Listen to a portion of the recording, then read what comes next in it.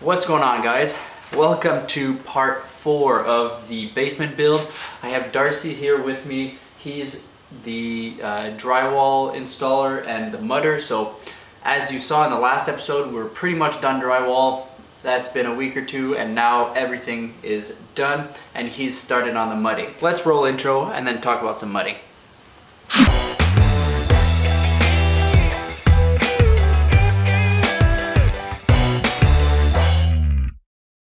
Alright, so as you can probably see behind me, he's already pretty deep in the first coat of mudding. From what I understand, that's everything that has to do with tape. So he's doing all his flat joints, so that's the one where there's actually two clean edges of factory finished drywall with that little dip there, so you can have a roll of tape. So he's using this fiber tape here, so it's adhesive on one side. He's putting that on all the seams, and then he's doing a really quick layer of mud just to get some mud in there. So this goes on all the factory edges. On all the cross edges, it's just paper tape. This stuff right here, I'm sure you guys have all seen this stuff. As you can see on the first layer here, there's just a little bit of mud and then a piece of tape. Again, on the first layer, Darcy's gonna actually rebuild these butt joints to have one of these on each side. So I guess that's 16 inches in total. And he leaves a small gap here that I guess gets sanded down and then gets filled up with the second layer. Every subsequent layer is going to get wider and wider to feather that so you don't see anything here. I guess the point of the first layer is just to do your rough covering. There's no actual sanding of this, and then he might just knock down some kind of rough edges real quick, and then with his second layer he feathers that out like I said, and then on the third layer he feathers it out even further, and that's when you get your final sand and you get your really smooth wall finish. One little thing to note is how we actually laid the boards into the basement. So there's two things to consider. First of all is the amount of boards you're actually going to need. So in putting them horizontally like this, we do a few things. We have less joints and we need less boards, because we would have had 8-foot boards vertically. That would have had a joint every 4 feet. The other thing about that is that we have one major source of light, and there is a chance that the more vertical joints that you have, the more they would have been visible from the kitchen. In this way, you're doing your horizontal, so the joints are going to be less visible to the eyes.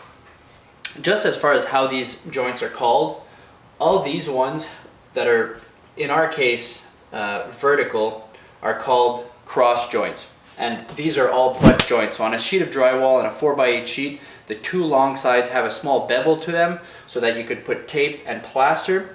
Those are what you call the flats. So in this case, it's this sheet and this sheet have a factory edge with a little bevel in the middle. That makes it so you can do a really flat joint. On this vertical, it's two butt joints, and there's no bevel here, so you really have to feather these out. So like I mentioned, I think I made a mistake on the first layer. It's going to be about 24 inches, so this is the 12-inch trowel, and we're going to do this and this.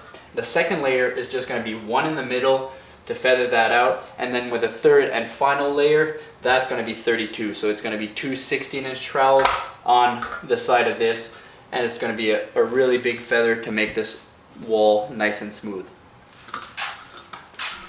So one thing you might have noticed is that none of these corners are done yet. The corners do get filled on the first layer, but I think this is a personal decision from kind of all mudders, is if they do their corners first or if they do all their tape first. Darcy explained to me that he prefers to do the corners after, so that if there's a little bit movement in the house is still settling, it's still pretty new. You have all his tape goes underneath the corners, so if there's a little bit of movement, you have kind of that corner tape or that corner bead that actually helps to hold that down a little bit, so there's less chances of cracking.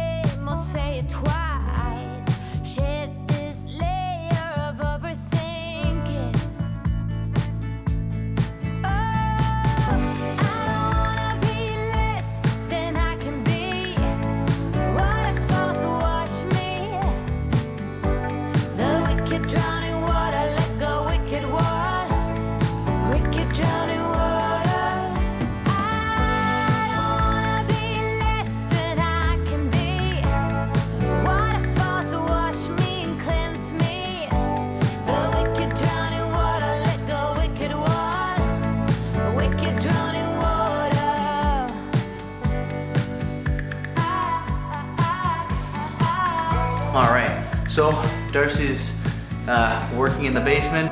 He's moving forward with the first coat. It's been a couple of days. He's still working on that. So essentially the first coat is kind of the heaviest coat. As you can see on this wall, it's a little bit hard to see, but on the butt joints, he actually ends up putting kind of a line of plaster on both sides, and then he leaves a little divot here in the middle.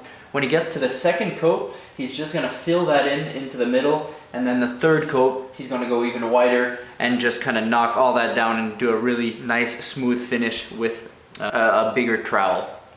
Now for all the flats that he's doing, so all the kind of factory edges with the little bevel, he's using this special trowel, and you probably can't see that on camera, but there's a really small divot. It's really hard to see how small the bevel is on this thing. It's really meant to not be visible to the eye, but if I put this smooth against the wall, you can see that the two edges touch, and you can see some light here coming where my finger is. And that is what gets you your really smooth, flat finish. He needs to put enough pressure, you won't even be able to tell with your hand that, you know, that there's a kind of thicker layer in the middle, but that's what allows you to get a really smooth finish all the way down. Let's just keep on going with that. I'll show you guys once it's all done.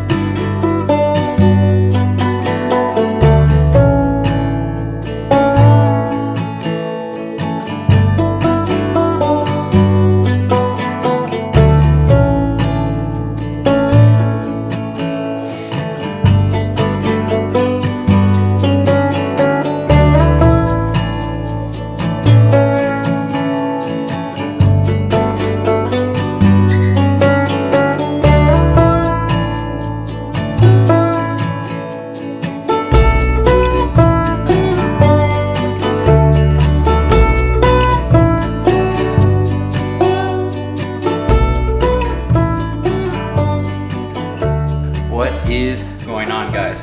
All right, so it's been a few days, but Izza and I have been mostly working outside. Summer's just around the corner, so we have been putting a lot of work on the front landscaping. So we got the driveway done, we got a bunch of planting done, we got sod down, and we had to redo a base with a bunch of topsoil and stuff. So that's all been done. Meanwhile, Darcy is still working away in the basement. He will be done the second coat today. We'll talk about a few kind of cool things that have to do with the second coat. And then the third coat is a really quick skim coat, and then he's gonna sand that, and then we're gonna be ready to paint. So let's go check out just a corner I wanted to talk to you guys about. For all the corners, I found it really interesting that in order to get everything really nice and straight, he used the laser level and ran that down the room, and then pinched his corner until it was perfectly aligned to the laser. And then, as you can see, he kind of does a quick filler coat, so that's still the first coat on here, and that's kind of the same process for all the corners. So he uses a laser level to get everything lined up and perfectly vertical, and then does a filler coat, and then the second coat on top of that, and then finally just the last skim coat to get that really nice texture, and that's the only one you actually sand. One thing that Darcy did explain to me that I found really interesting is the actual sequence of how you tape your corners. So as you can see here, essentially there's like, you know, 1, 2, 3, 4, 5, 6 segments that all connect kind of in this corner. And in order to actually fill in that corner and not, you know, take off all the plaster with your tool when you're doing that corner, he only does one of these kind of facets at a time. So a general rule of thumb is that the ones that are parallel to your factory edge, so parallel to your flats, those are the ones that you do first. So today, let's say he did the second coat on all his flats on the ceiling. So these guys here. So in this hallway, the boards are running this way. So all the seams that you see here are factory edges.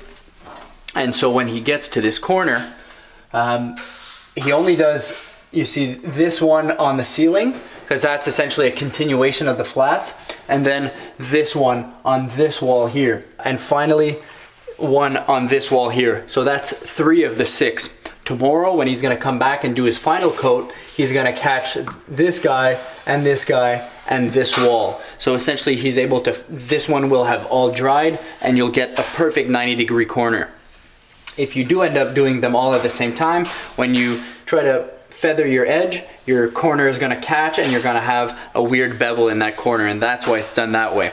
As someone who doesn't really do plaster, I just don't do plaster here and there for little patches. That was kind of a really interesting thing to note, and I'll try to do that in the future. Generally how it works is that anything that has a factory edge will have 3 coats, and then everything that's a like a butt joint is everything that's flat butt corner has 3 coats. All right, correction. Everything that's flat and butts and corners have 3 coats. All right, that's from the man himself. He just prefers that I explain it, even though I have no clue what I'm talking about. But all that said, he's doing a really good job. As you can see in the basement here, the second coat is almost all done, and yeah, hopefully tomorrow we can get that kind of final coat on, and then a quick sanding, and we'll be ready for paint. So I'm gonna head back outside. We still have a little bit of work to do. That's gonna be a completely separate episode from the basement part 4, I guess we're at now. But we'll get back to the basement eventually, so see you later.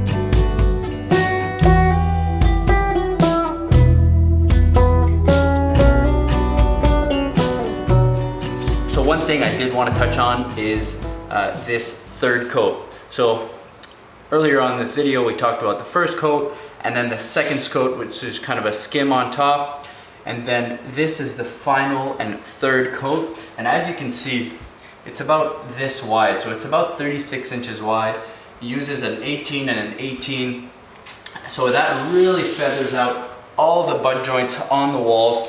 As you can see here, the flats, which is the final coat here, it's a bit shorter. I would say that's about, 14 to 16 inches kind of thing, because those actually have a bevel on the factory edge, so it's easier to get that sanded down.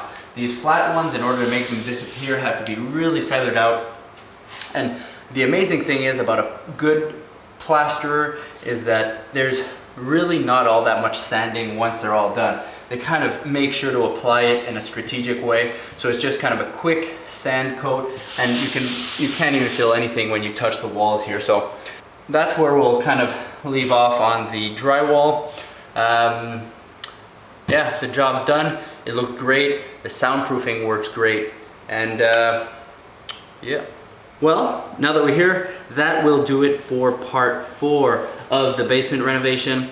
We are getting back to this more and more, so hopefully part 5 will follow a bit quicker. And we got more stuff like the stair video coming out real soon, the deck coming out real soon. So we might interchange some of these basement vlogs with some kind of upstairs and outside stuff. So if you like what we're doing down here, please hit the subscribe button. If you like this particular video, hit the like button and hit that little notification bell so that every time I come out with a new video, you will be notified.